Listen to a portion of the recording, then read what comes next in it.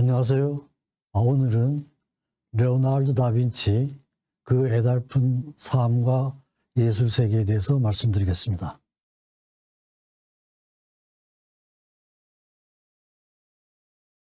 네, 대개 이런 순서로 말씀을 드리겠습니다. 서론 부분에서는 미술의 역사를 간단하게 살펴보고요.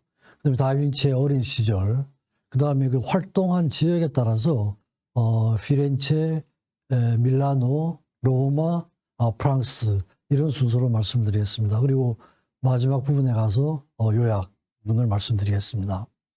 제1파트에서는 서론 부분과 어린 시절, 제1 피렌체 시기 요 세 부분에 대해서 말씀을 드리겠습니다. 흔히 다빈치에 대해서 얘기를 하면은 그 외모가 아주 준수하고 키도 굉장히 컸던 것 같아요. 190cm가 넘었다고 그러는데요. 옷차림도 아주 멋있고 관심도 아주 다양하고 돈 씀씀이도 아주 풍부하고요. 현실 적응도 아주 능란하고 또 그림 중에서 모나리자나 최후만찬 이건 뭐 그림을 좋아하든 하지 않든 모르는 사람이 없지 않습니까? 그리고 인류 최고의 창의력, 상상력을 가진 사람이다. 이렇게 이제 알려져 있죠. 그렇게 돼 있는데 실제로 그 삶을 보면은 출생도 상당히 좀 불행했고요. 정규 교육도 제대로 받지 못한 것 같고요. 또 작품에 미완성도 참 많았고 일부는 또 자기 표절 같은 작품도 있고 메디치가나 교황청으로부터 거부를 당하고요. 그래서 예술 철학도 좀 결여되어 있지 않나 하는 이런 느낌도 좀 들고 인적적인 좌절을 많이 겪었습니다. 죽음도 객지에서 프랑스에서 쓸쓸한 죽음을 맞이한 이런 역사가 있습니다. 그래서 제가 제목을 그 애달픈 삶과 예술 세계라고 붙였던 이유기도 합니다. 외국의 한 유명한 그 잡지사에서 인류 역사상 가장 뛰어난 창의력과 상상력을 가진 사람을 쭉 선정을 했는데 1위가 레오나르도 다빈치였습니다. 2위가 셰익스피어, 그다음에 괴테, 그다음에 4위를 피라밋을 뭐 이렇게 고안한 사람 이렇게 되어 있는데 그 특정인이 없어서 제가 뉴턴을 집어넣고요. 5번째로 미켈란젤로 이런 식으로 인정을 받고 있는 사람입니다. 그러나 내용적으로는 그렇지 않은 면이 이제 꽤 많았던 것 같습니다.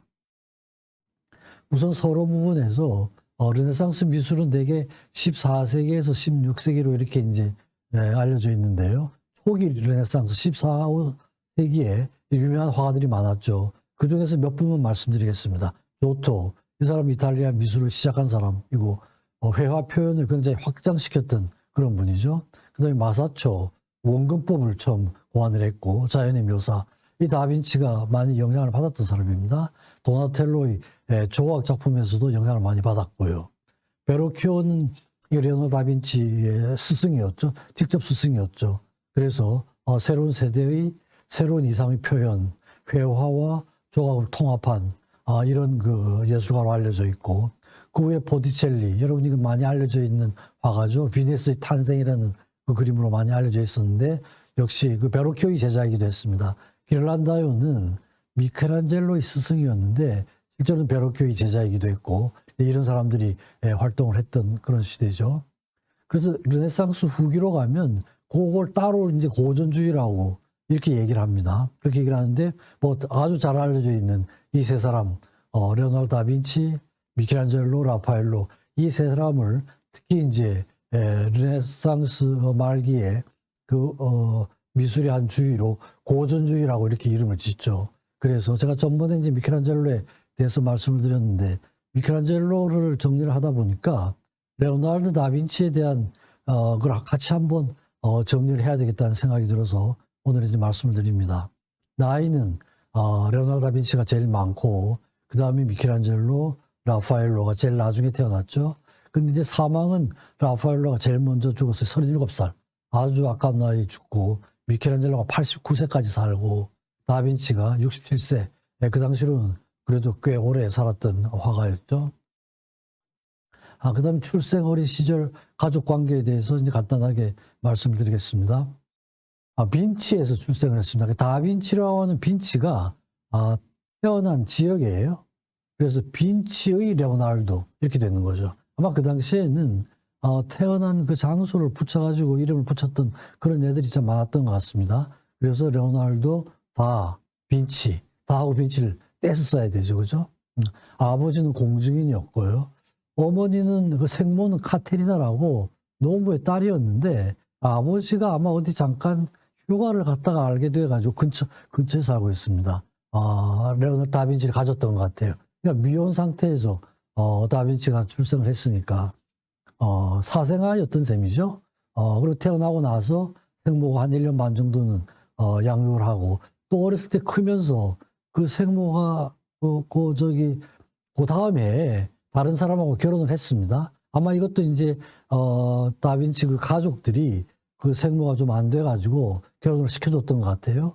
한 2km 정도 떨어진 데서 살고 있었고 주로 이제 레오나르도 다빈치는 조부가 키웠던 것 같습니다. 그리고 아버지는 1452년에 알비에라 디 조반니라는 16살 된 처녀하고 결혼을 했습니다. 그러니까 이제 다빈치를 낳고 딴 여자하고 결혼을 하고 원래 낳은 그 생모는 다른 사람한테 결혼을 시켜주고 한 이런 상태였어요. 그리고 이제 1457년 이때 조부의 세금 계산서에 신고서에 부양가족으로 다빈치가 등재가 되니까 조부가 아마 어렸을 때 키웠던 것 같고요. 그 다음에 이제 다빈치가 10세 때 코시모 데 메디치에 의해서 그 아버지가 공증인으로 고용이 되고 그래서 이제 떠나가지고 주로 삼촌이 아버지가 떠났으니까요.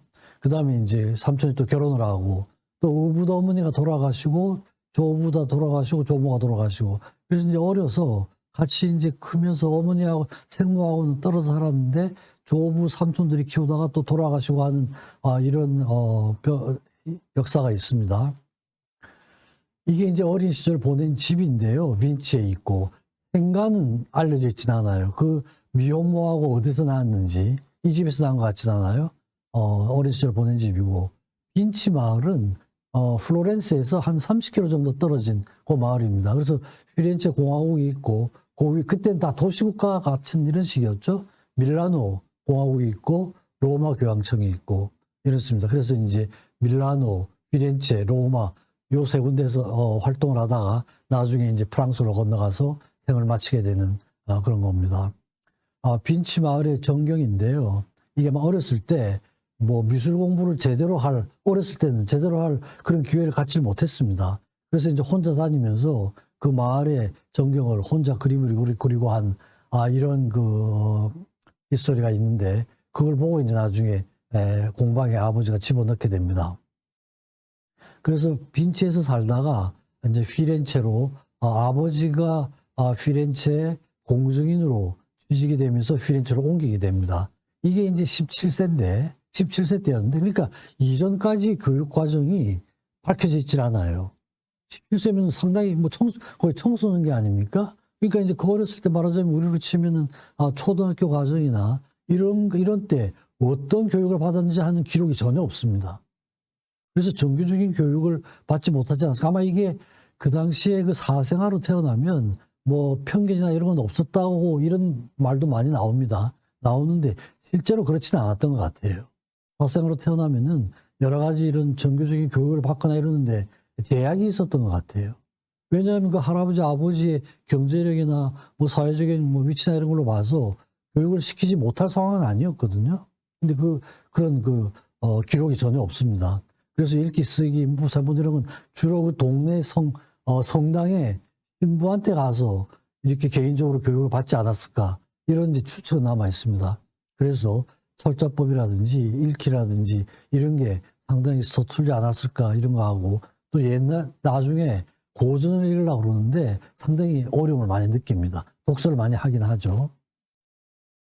그림 공부도 혼자 따로 특별하게 교육을 받은 것 같지 않아요. 어렸을 때는.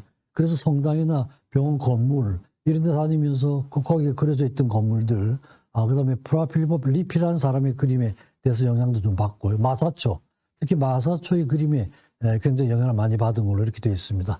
조각도 기베르티 도나텔로 그 당시에 유명한 조각가였죠. 그 사람들이 만들어 놓은 조각을 가지고 혼자 이제 공부도 하고 한 이런 것 같습니다.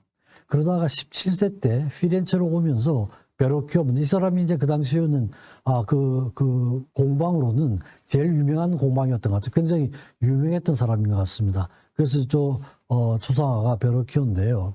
그 문화생으로 들어가게 됩니다.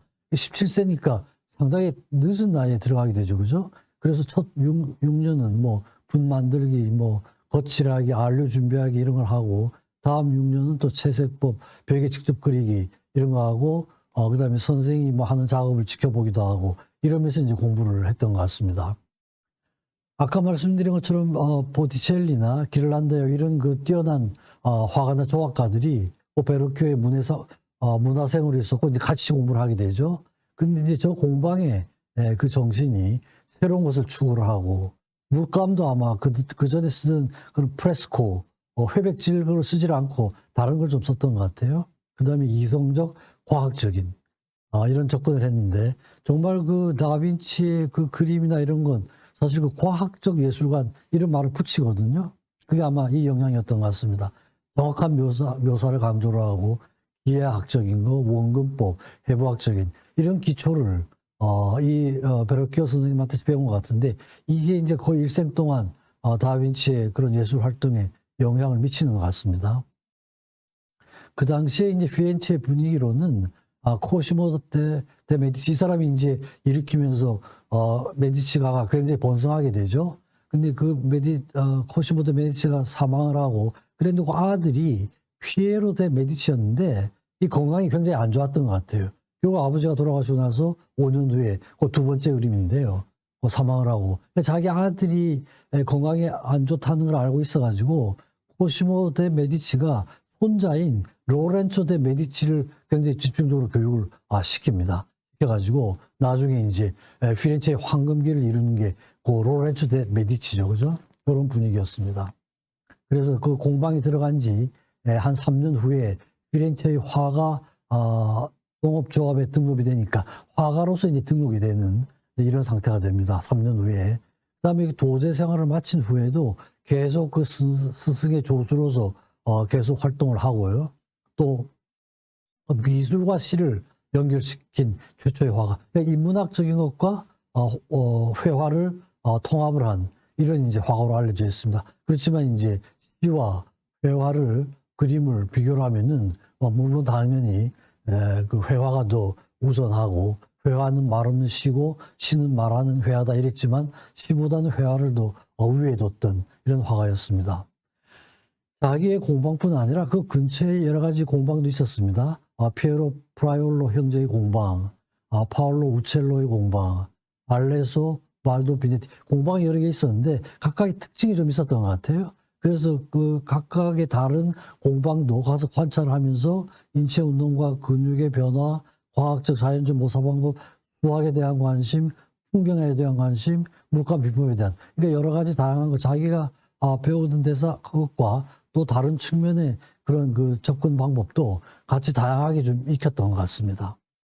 그래서 21세 때 처음 이제 풍경 소묘가 나타나는데, 산타마리아 델레 네베의 날, 이게 아마 그 8월 달인데 눈이 내렸던가 봐요. 그래서 그 눈이 내린 날에 대한 축제가 있었는데 그날 이제 최초의 풍경화를 그리고 그게 아마 서양 미술 사상에서는 최초의 풍경화 드로잉으로 알려져 있습니다. 그렇지만 이 드로잉이 그 후의 동굴의 성모나 성모자와 성인 그리고 양 모나리자 이런 배경에 영향을 미친 풍경화를 그리게 됩니다.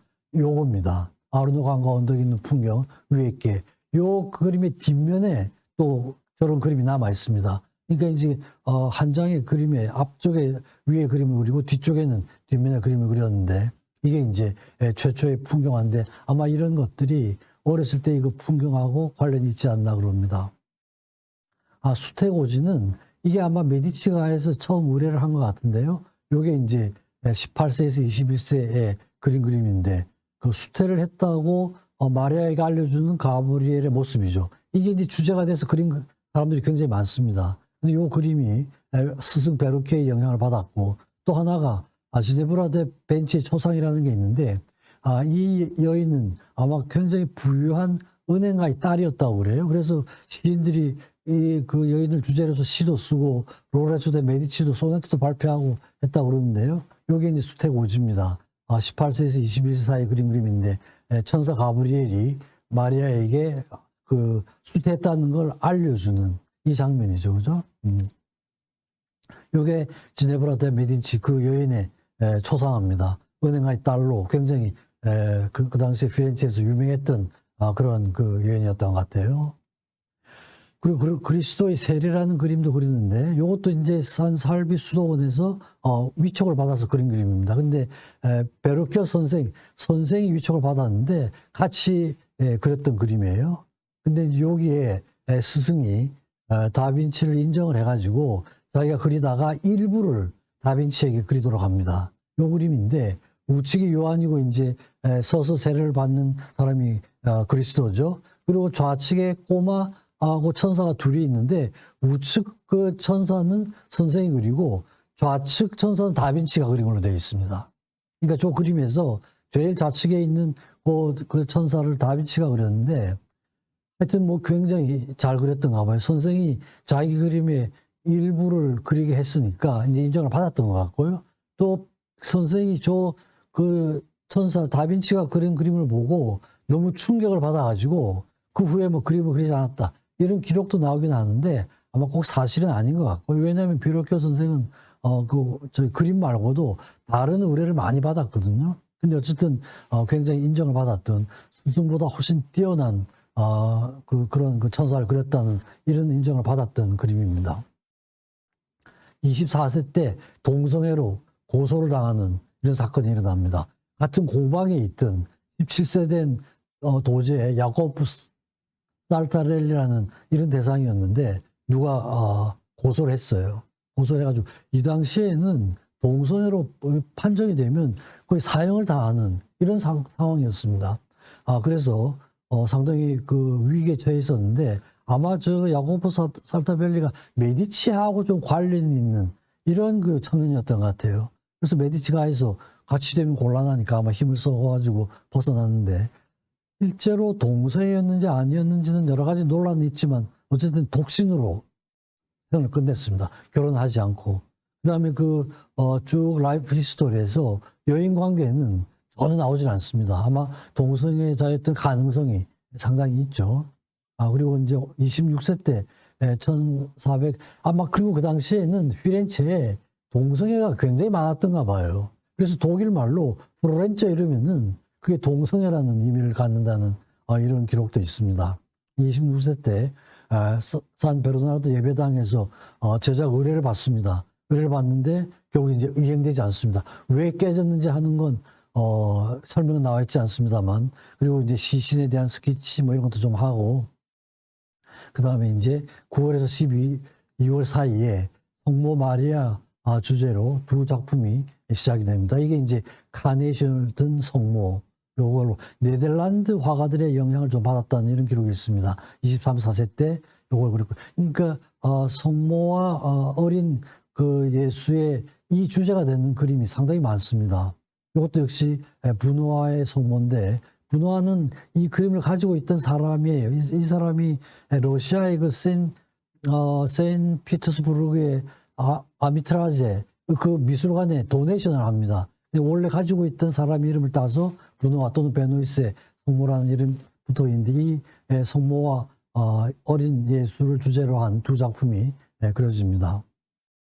이게 이제 광야에서 기도하는 성 히에로니무스인데 교부죠. 네 사람이 큰 교부가 있었는데 그 중에 뭐 그레고리우스, 아우스티누스 이런 사람들이 있었는데 그 중에 한 사람을 주제로 하는 그림이었어요.